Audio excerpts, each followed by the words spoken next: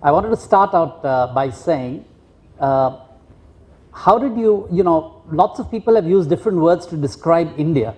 How did you come up with the name chaos? It hardly takes much imagination, Adil. If you spend any time in India, that's one of the most sort of obvious terms that would bubble up to the top of your mind. I actually use the word chaos as shorthand here.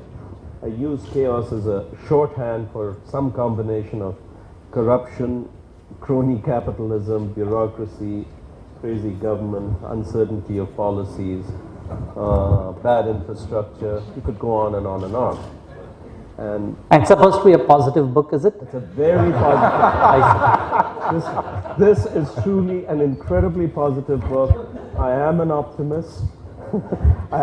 My citizenship has not yet been revoked, which says that, no, generally speaking, it's quite favorable to India. So, Ravi, one of the wonderful things about some of the episodes that you have in the book, and you've described quite a few companies that have been successful.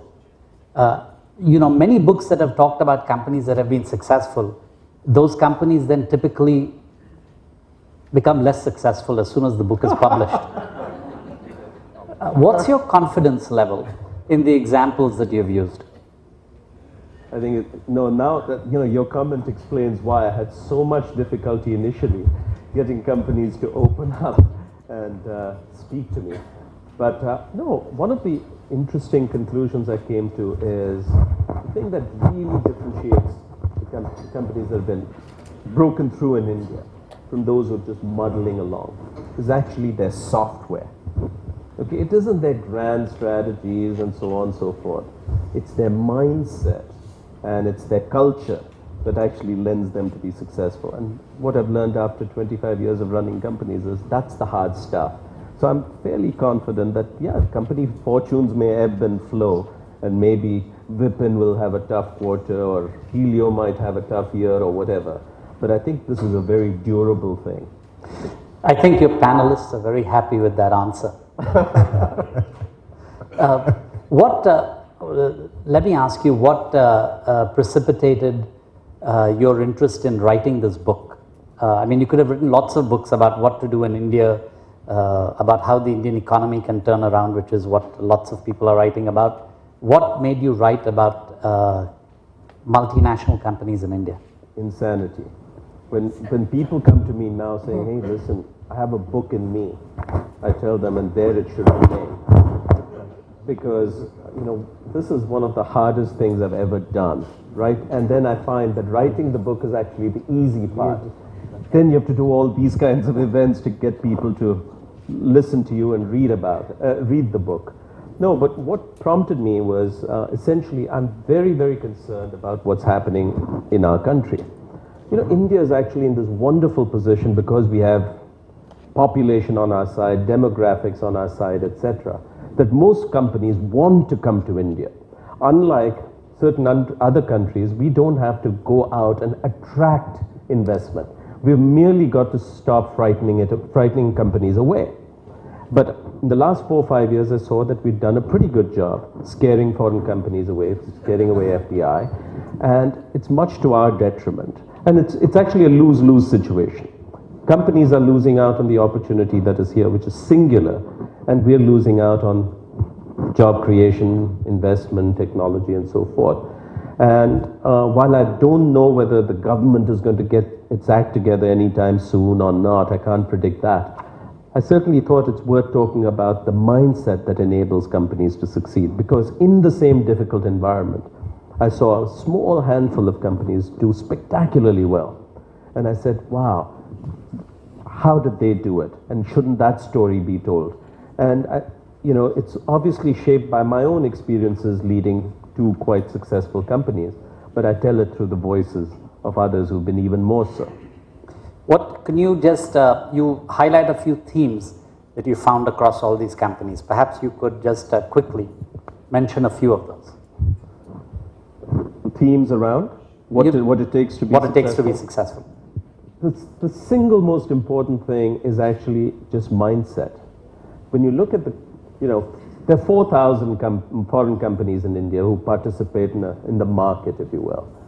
and about 1% of them are truly successful. Truly successful in the sense India is making a material contribution to their business. It's not about future market and promise and so forth. It's important here and now. And when you look at those companies and you say, what's different? It's fundamentally about their mindset. And what they've decided at some point is, hey, not all emerging markets are the same. So let's stop pretending everything is, and smearing our investments across all of them. Let's pick 4 or 5 countries which we think are really strategically important and make sure we build a leadership position out there. Because the consequences of not being a leader in these markets would be quite bad. And China obviously bubbles to the top of the list, although it's now pretty late if you're waking up. And some of them pick India. So the journey begins there. As a result of that, they're willing to take financially suboptimal decisions, okay? i.e. they're willing to sacrifice short-term profits for long-term leadership. And there's, I look at Vikram in the front seat and I think of McDonald's. Here's a company that's willing to wait 8 or 9 years making investments till they figure out the model. And then, of course, they're very, very successful. So they take a long-term view of the market. They ride out the rough patches. When you get to situations like the economy today, they're not every day questioning, should we be in or should we go somewhere else? Okay, they're here for good, as the Standard Chartered slogan goes. So it's this mindset which allows them to be successful. Everything else follows. The second important thing they do is they don't wait for the market to look like what they want. Instead, they adapt to the market. I'm really utterly befuddled by the fact that spectacularly successful companies like Apple, okay, this is an iconic company. We all love and use their products. And great management. And yet, they're out there waiting for India to look like a developed market. And until then, they're happy simply selling their premium products to the top of the pyramid. Really successful companies say, hey, listen, that India may or may not look like a developed market in our lifetime, but let's adapt our business model, our products, our practices to the realities out here. And the most vivid and wonderful example I can give is when I was new at Microsoft, and my friend Nandan said, listen, you better go around, you don't know anything about the technology industry, go around and listen to some people. And I went and called on Jairam Ramesh. And we started talking somehow about piracy.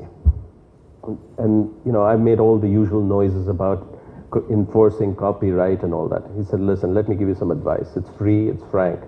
He said, in India, copyright means the right to copy. Okay? so Ravi, you're going to be long gone from Microsoft before Indians start respecting IPR and all that. So I suggest Microsoft might want to bend its business model to this reality. It was good advice.